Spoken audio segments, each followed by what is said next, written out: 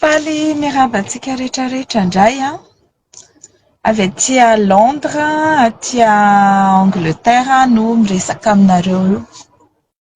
Eny an-dalana andeha ho any amin'ny tribunal. Tiako resana kely aloha fa tsy androany fitsarana ny rajoelina fa fitsarana audience préliminaire ny romisy tapeto androany. Saingy noho ny vaovao izay mifamoafao ho an'i Madagasikara dia nandeha aty toerana mihitsy izahay andeha hijery inona marina no zavatra mitranga.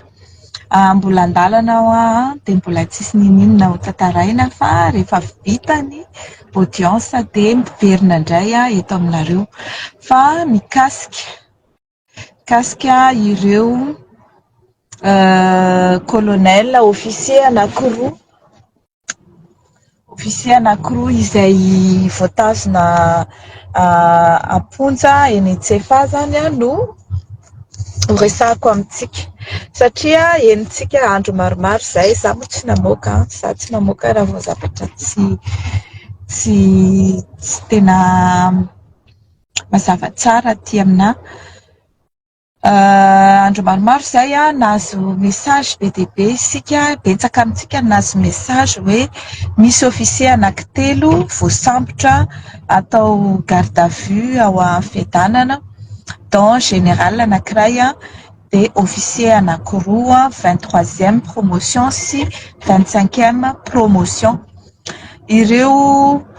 Ireo miaramila ireo zany dia ampangaina fa ho nanao fikasana hanonga-panjakana. Dia le hoe fanonganam-panjakana nataon'izay hony dia tsika aloha fa mijery an'le notiko ato hoe ny tetin'ny commandant de bataillon zareo ary andresy lahatra an'ireo commandant de bataillon ireo tsy hanaiky andefa miaramila hitandro ny fandriam-pahalemana sy filaminana tao Antananarivo nandritra ireny hetsiky ny 10 candidats 11 candidats ireny. Fanonganam-panjakana ve zany sa fitiavan-tanindrazana? Eo aloha izany fanontaniana apetrakintsika. Tamin'ny 2018 nanao filazana, nanao fanambarana ohatr'izay ny gendarme, ny polisy ary ny miaramila tamin'izany hoe tsy tifitra sady tsy anakana, tsy sakana ireo mpitolona teo amin'ny 13 mai tamin'ny 2018 fa hitandro fotsiny ihany ny filaminana. Dia amin'izao zany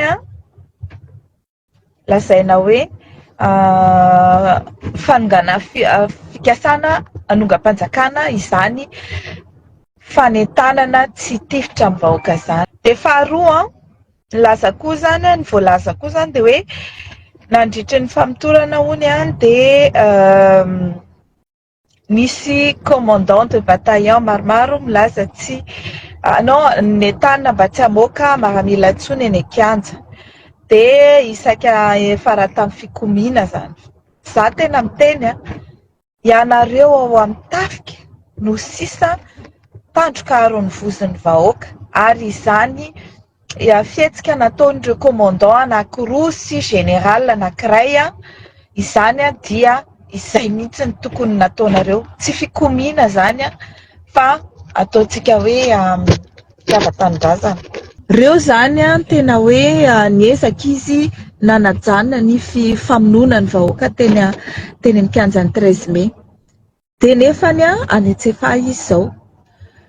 Tiana ho tenena zany dia ianareo izay promotionnaire an'ireo miaramila 23e sy 25e promotion ireo mba tongava saina satria namanareo mba tonga saina tsy manaiky amonona ny vahoaka, manentana mba tsy amonona ny vahoaka, mba tsy dinany maramila eny an-kianja amono vahoaka. De zay indray ve zany ny atao hoe heloka eo anatrehan'ny firenena. Nefa fatatsika tsara fa io fitondrana amin'izao io ane ka fitondrana mpanonga-panjakany, nanongana ny président Sénat ary manana Razafy-Mahefa. Ka raha ohatra fanjakana tsy mbola tsy ara-dalàna no tadiavina amono vahoaka sy anao hery famoretana dia tsy fanonganam-panjakana zany fa fitiavan-tanindrazana zany, ary zay mihitsy no andrasana maramila. Eto zany de miteny nareo mpitsara izay nanagadra an'ireo maramila ireo no tena fahavalo-pirenena. Asa iza mpitsara nanao an'ireo apparemment io crime forcément doyen zany nanao an'izany. Mba misaina fa ireo no niaro ny vahoaka ary tokony ho soratana anatin'ny tantara fa mahery fo ireo. Avy eo milaza hoe nisy resaka fanomezam-bola. Zay foana manko ny zareo. Raha nisy fanomezam-bola zany tao aiza le vola? Aiza misy resaka hoe prometevana 120 millions d'ariary. Tsisy dikan'izany, vola kely 120 millions d'ariary fe nieritreretinareo hoe ividanana maramila. Reo maramila reo rehefa mitaky vola amina miliara fa tsy resaka 120 millions d'ariary zany. Tsy mandray an'izany reo, nen'ireo miliara ihany voaraisiny raha andray izy.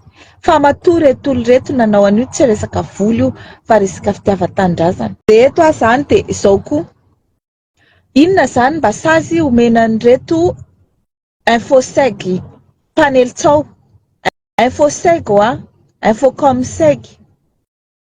Nilaza manko zareo hoe tsisy an'izany olona voatazona any amin'ny tsisy voatazona any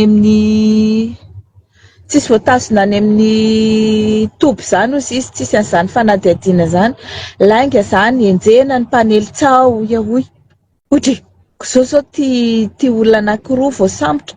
Ary ny tena marina ane le général kosa ka nitazomy zareo hoe général Atomany ny anarany, izay adjoint Seg io, adjoint commandant de groupement Nalamanga. Non, diso, adjoint ny groupement de gendarmerie. De tsy sahany zareo nitazomina io général Atomany io satria efa nanao menace ny promotionnaire sy ny namany hoe raha io kosa nitazominareo de hisy famonofaty eto. Io zany tsy sahany zareo nitazomina nefany anisany niaraka voatazona natao famotorana tamireto colonel anankiroa reto. No ny fitiavan-tandrazana ho any mahavoatazona andreo colonel anankiroa reto ary no ny fanentanana ohatry ny ataonay hoe aza tifirina ny vahoaka, avelao ny olona ilahatra ampilaminana ary aza atao hery famoretana ny tafika. Fa ireto mpitondra izay makakery ny firenentsika amin'izao nanao fifidianana nataon'izy rery 28% ny tany olona nandaja-bato de nefa de nahita 46% zareo rehefa avy no injectena tao ireo 1,600,000 voix tamin'ireo bureau fictif. Averiko foana zay, nisy 1,600,000 voix injecté tao anatin'ny fifidianana io. Nazahoany Andry Rajoelina plus d'1 million de voix en plus, ireo 2,800,000 voix angamba ny azony amin'izao. 1,600,000 amin'ireo tompoko dia vato fictif ary nangataka ny candidat cité ny Andrenasolony ny haiko ho confrontena ny bureau de vote kanefa tsy natao izany. Amin'izao tsika miteny zao tokony mandray fitenenana ny ao amin'ny HCC anao an'izany confrontation zany na tsy, ary tokony ho avoaka daholo ireo PV zay lazaina fa misy anomalie ireo. Fa raha io no manao ny azy raisina fa tsy mitombona dia tena manonga mpanjakana, fanongana mpanjakana. Zany hoe coup d'état institutionnel no ataondreo. Misy miteny ato hoe sambatra hoy izay ty Londres. Ie, sambatra mihitsy izay. Nefany mbola miezaka ihany raha za zao mandeha aty tena hoe raha ny tokony ho izy hoe mandeha any Londres zany dia mitsangatsangana. Mba mandehandeha mijery inona ny zavatra azo atao aty. Fa tsy izay ny andeha ataoko fa andeha hanatrika fitsarana. Mba ilazana aminareo hoe inona no mitranga ao. Satria za dia tena tsy d'accord mihitsy amin'ny ilay hevitra voizina hoe fampihavana am-pirenena dia Rajoelina no tsy enjehana sy izay rehetra nanodikodina volam-panjakana no tsy enjehana. Tsy d'accord amin'izany tsika. Ka izay mahatonga anay aty sasany miezaka analan-Rajoelina amin'io fitsarana io isika indray miezaka ny handetika anazy amin'io fitsarana io. Oka za fa niresaka. Ianareo pomba ny isa moa ty le Messina Tanael manko zany rasahako zany. Enkane raha reo tsy ho azon'ny lela mamy sy ny teny mandambilambo ao hoe fitiavan-tanindrazana no iadivako tsy voavidy vola oay. Ny tanjona dia hoe ny analan-Rajoelina tsy ho enjehan'ny fitsarana Britanika. Fa amin'ny ahoana? Raha rivotsika miresaka momba an'izay fa zao aloha isika dia ny fitiavan-tanindrazana nataon'ireto kolonel anankiroa izay voatazona any Antsefa. Tsy ananakaiky ny anaran'izy ireo feno fa Mikael ny anaran'ilay anankiray dia tsy haiko hoe iza ilay anaran'ilay anankiray. Izay ny vaovao resahantsika fa ho an'ireo izay mbola manontany hoe ahoana ny toyan'ny hetsika ihany koa dia amin'ny mitohy hatrany mitolona izay ataontsika ary te hiteny aminareo hoe azakivy reto fa tsisy olona resy tsy miady izany ary mila miady isika, aza matahotra voasambotra gauche voasambotra droite voavono à gauche voavono à droite fa ny firaisan-kina foana no hery, ny firaisan-kina no hery ary mbola averiko ihany ny mitabetsy lany mama, mila miray hina, mila miara-mirona, mila miara-mandeha daholo ary izay ihany no ahafahantsika mahazo ny rariny. Aza manantena koa hoe ny vahiny no hanampy antsika na nome andray andraikitra ho antsika eo. Tsika ihany mandray andraikitra amin'ny firenentsika dia manampy ny olona, manohana ny olona fa isika mila mandray antanana ny ho avy ny firenentsika, ny ho avy ny fitondrana ao amintsika. Isika no mila mitantana ny firenentsika. Izay no afatra meko anareo androany dia fampiresaka indray tsika rehefa amin'ny mahazo ny vaovao avy any amin'ny tribunal eny Suffolk Crown Court izahay. Izay rehefa dia mandram-piona dia ampita-pitao ny vaovao.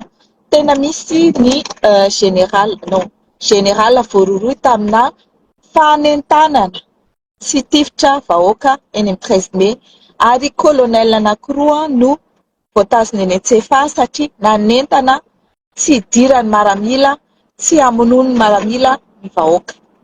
Tsy fanonganam-panjakana izany, tsy fikomiana izany fa izany atao hoe fitiavan-tanindrazana ary mbola nentanana ny miaramila rehetra izay mbola tonga saina mba anaraka an'izany consigne izany azavela higadra fahatanireo namanareo ireo mba tovy tonga ny ampotsofinareo ny consigne. Izay ary fa misaotra indrindra dia rehefa aveo indray.